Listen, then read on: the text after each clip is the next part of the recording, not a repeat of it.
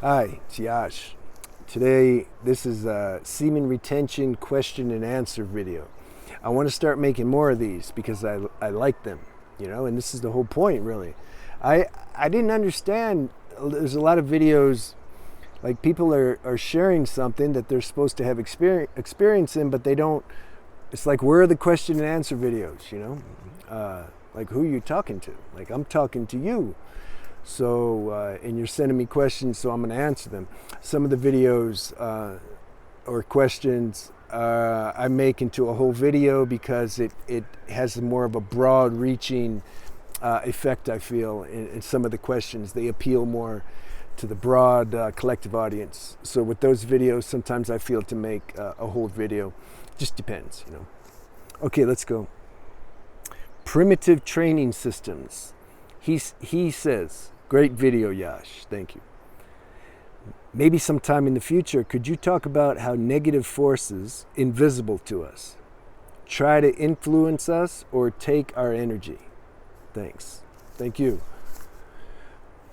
Invisible forces. Now, are we talking about when you're sleeping or in the actual waking state? I mean, there's invisible forces all the time, everywhere, because all these planes of existence, they're all here.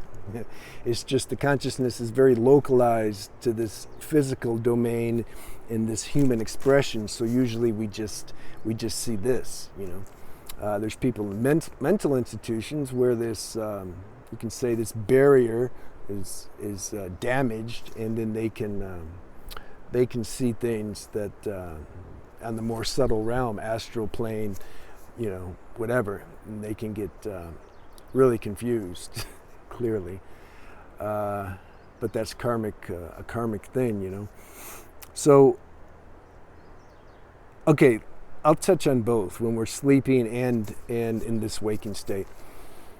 I know it's like this. It's like we got to conquer the physical level first, and then when that starts, when we're stabilized in that, meaning we're not losing our energy, we're not edging, we're not caught up in this whole sexual instinct addictive trap, then I thought that was somebody. I'm like deep in the woods, by the way. Once we conquer this level, then it's almost like the consciousness wants to test itself on the more subtle level.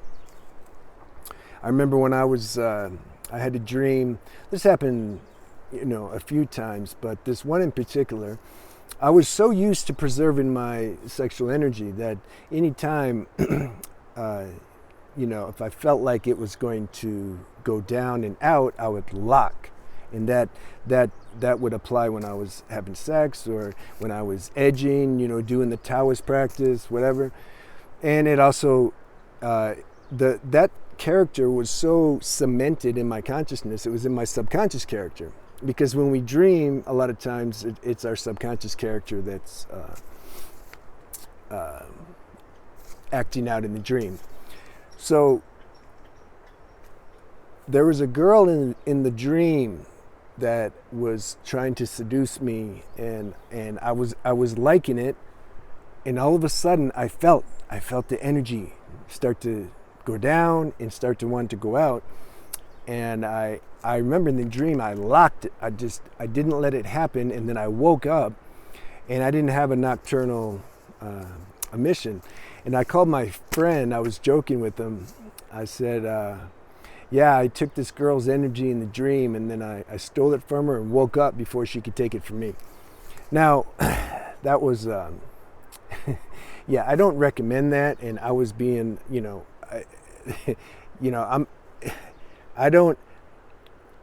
that was a complacent thing to say, because you can't mess around with this stuff, especially in your dream, because you go a little too far over the edge, you lose it. And it's not the end of the world. I mean, I'm not, again, it's not like, oh, you relapsed or you had a nocturnal emission. What are you going to do? I'm not saying that. It was just funny, this situation I had in the dream. So are you talking about that? Or are you talking about in the real life? Just to finish up with the dream level, the more that this character gets established, this character that or this habit that doesn't lose the semen, that and as it starts to flow and circulate, then this habit, this good habit, it's going to be more strong. It's going to be more, indented, tattooed into your consciousness, into your energy system. So then you're going to have an easier time in the dream also, if it happens, like I shared about myself. So I wouldn't worry about that. And if you did have a nocturnal admission, it's okay. I mean, what are you going to do? This is a work in progress, this whole thing. Now, if you're talking about in daily waking life, negative forces,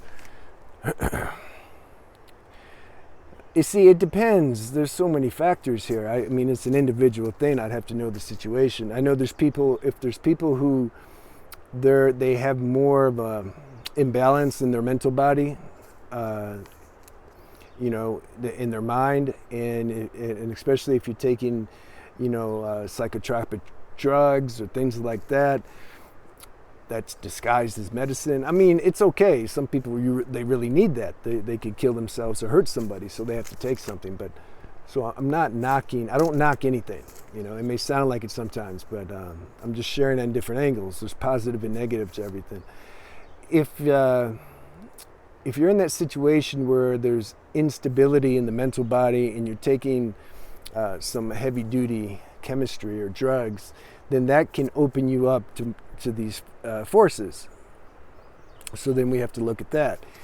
If you're not doing any of that and let's say you're sensitive by nature, and you feel that you're contacting these things and they're trying to steal your energy, it's I'd have to talk to the person though. I'd have to know, like, what are we dealing with? One thing that comes to mind, there's some people, I'm not saying this is you, it's just we're talking on this subject, so I'm sharing it.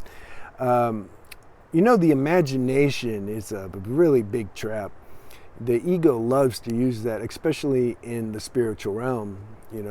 I never was too deep into any kind of spiritual collective group because I just didn't like all the stories they tell, and they try to outdo one another with their experiences and stories, and I would listen to these people sometimes, and it's clearly their imagination that's talking. They may have a little insight or they may see something, and then their imagination will turn it into this huge story.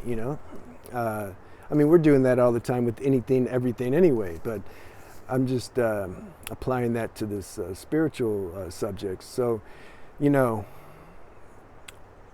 that's one thing to look at. There are subtle energies that are among us, but usually we don't have much contact with them unless we want to. Or another thing is that, let me say like this. If there's some respondent vibration inside us, then these energies can play, you see. Really, these energies are just, if you want to get right down to it, they're an external manifestation of our own internal energies. So if we have some negativity or some darkness or some suppressed whatever, then that can sometimes manifest in the form of some energies, invisible energies outside us. So we have to look at that. I don't get too much into this stuff. I remember when I was in, especially Brazil and Thailand, there's big spiritist communities, and they're just love this whole playing in the other realm, and incorporating entities and letting them talk through them, and always talking about like they have spiritual attachments. They have attachments, and they blame all their problems on these attachments. And something never felt right about that. And again, I'm not putting this on you. I'm just broadening the subject out. So, but if there are some energies, be it invisible or visible, actually, there's something that they're responding to in me. You see, that's why the safeguard is introspection, cleaning up any like energetic residue or garbage that I'm not looking at that's causing me, bad habits, all this stuff. To bring that up to the surface and let it be dissolved, because these things they don't, like I said, they don't just attract invisible energies. They attract. Eckhart Tolle used to call that the pain body. Whatever word you use, they attract. Like attracts like. When I was walking down the street several months ago, I had my shirt off, and a guy said, "Hey, asshole, put your shirt on," in Spanish. So something reacted to that. There was something in there. There was some ego, there was some pride, there was something that reacted to that energy he was giving me, you see? So on some level, I attracted that. Because if there wasn't anything in me to respond, I would have automatically just kind of was like, okay, bro, whatever, And there would have been a sense of compassion and understanding that he's having a hard day, and I wouldn't feed into that. Now, if he wanted to throw down, I'd take care of that. We got to protect ourselves. But I wouldn't have reacted. So it's like life shows us. It shows us what's inside us. That's why we don't need to go looking for trouble, man. Just wake up every day, go about your life, and whatever lessons you need to learn, whatever opportunities that you need to have, they're going to all present themselves, So, yeah, I feel I've said all I can say on that right now without knowing more. Like, I don't know the individual situation, So I hope that helped you, man. Thanks for the question. Okay, this is from Jagar Rojani. He says, does semen retention help in better academic performance? Well, obviously, yes. Semen retention will help on every level and every way. Help everything, Do it, and you write back and tell me how much it's helped you. You tell me what are the. See, I don't want to give away like tell you how you're going to be helped and what are the positive symptoms and signs. You tell me, when we're preserving our energy, then it's gonna make things balance when we're not just our physical body, our mental body, emotional body. We're gonna, physically we're gonna have more energy, and we'll be grounded. Mentally, we'll be more clear, more sharp, more witty, more able to analyze like everything that's going on around and come to some conclusion, or solution without having to go to school and be an engineer. We have this ability, Emotionally, our feelings aren't gonna, somebody's not gonna say something and we'll start crying or get mad and want to fight. There'll be more stability. It helps in every which way. Okay, then you ask, does it have anything to do with becoming successful in your field? Whatever field you're in, you're going to be more successful if you're preserving your energy. It's like if you have a really clean, good, nutritive diet, you're going to be getting more prana, more life force. So then that life force is going to transform into energy. So same with semen retention. This is a powerful energy. It's a very nutritive, medicinal energy. And so if we're not spilling it out and wasting it, we're going to have more energy. It's really like that. It's very, that explanation is really simple, but that's how it is. It's very logical. Even a child should be able to understand that. And it's not opinion. This is what it is. So you have a lot to look forward to if you preserve your sexual energy. And then you ask another question. This is the last one I think that you're asking. Do the benefits of semen retention stabilize after a while, or do they keep on increasing as the time on retention increases? So the longer you stay on retention, Are you going to keep getting benefits? Okay, that's a good question. So if you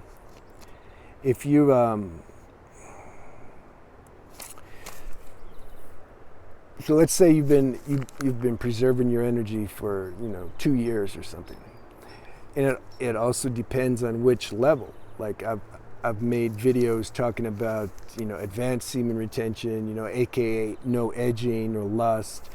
That's another level. If you're not doing that either, then you're going to have even more benefits, But regardless, let's say,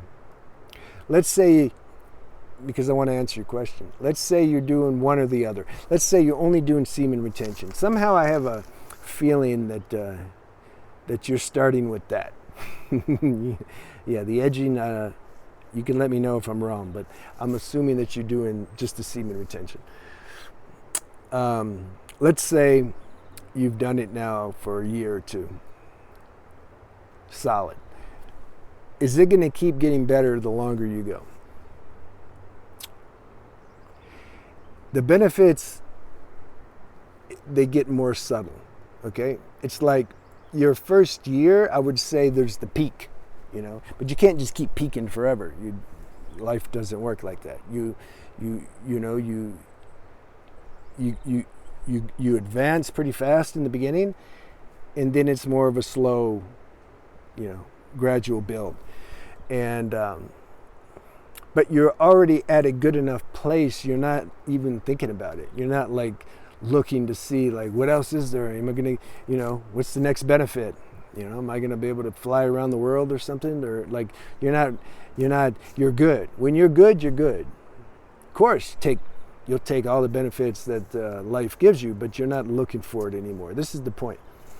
You're not hungry for more experiences or more power, or that can become the ego at a certain point.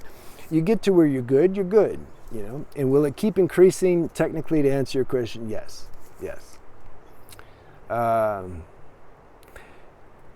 main point of preserving your sexual energy is so that your sadhana or your spiritual practice becomes more efficient, so that then you realize who you are beyond this human body. This is what we got to do. This is the real freedom. Semen retention's it's a means to the end. It's not the end, and it's not the final destination. So, yeah, that's we're getting into that, but that subject with spirituality. But this is the point of why we're preserving semen. It's not to get more girls and to manifest and to make more money, and yeah, that's okay. That's a stage. If you have to do that to experience that and see at some point that that's not going to give ultimate satisfaction, then that's the point. That's the purpose of all experiences, actually, to see none of them are really going to satiate us. And they will, preserving your semen will help your manifestation power and make more money and be successful. And yeah, that's part of the deal. Yeah. All right. Maybe I can do one more. Okay. This is from Jay Howe. Enjoying your content. I'm subscribed. Good. Not to count days, but I'm on day 60 of semen retention. I just need help on ways to use this energy. Yeah, you get too much energy. Like, what are you going to do? You explode. You feel like you gotta masturbate just to take the edge off. Yeah, I know how that is. Yeah, that's a good video.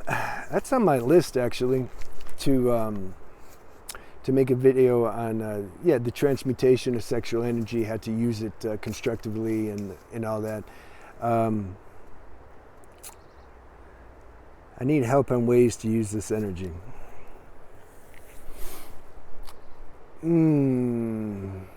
Yeah, some people, it depends. See, it's like there's so many levels. That's why it helps when I see who I'm talking to. Then it's like I can give a better answer, because it has to do with the age, the level of consciousness, the level of experience, everything. Um,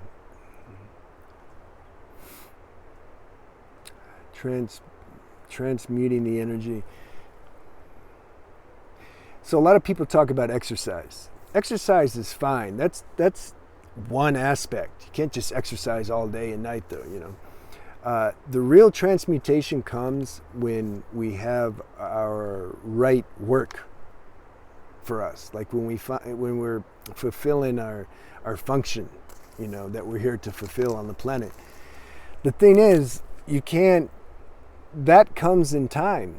Like, I remember I was like 18 in college, and I went to this career counselor and took answered all these questions, trying to find out, well, what's my purpose. I'm going to make a video on that too. Like, it's called "Forget About Your Purpose." You can't find it. That has to be revealed. But when we're finding our right expression, which is revealed to us when we're right inside, when there's balance, when we don't have a bunch of like egoic desires taking our attention everywhere that doesn't really match with what our true destiny is. It's like I watched Rambo when I was a teen, and then that made me want to join the Marine Corps, and that wasn't matching. But see, my perception and ability to analyze things was off. So that's where I went. So that's what I mean.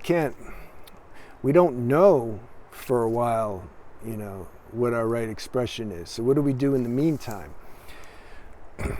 Yeah, some type of work for sure. Exercise, yeah, you got to do the exercise. It's like, I don't know your situation, where you're working. You gotta look inside and ask this higher power, which is your own true self, but most of the time we're not listening to that. We're listening to our mind power. You want to listen to this deeper power and ask it, what's going on here? I have a lot of energy. I'm preserving my sexual force. I know that I shouldn't be releasing it, but yet I have all this energy.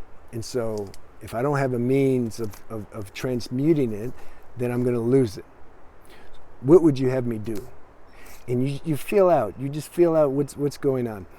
And if you don't have a job, get a job, or volunteer somewhere, something that speaks to you. Helping certain people, or write, or if you have any kind of artistic skills, or make videos, or make a list of all different things that you could do that might appeal to you.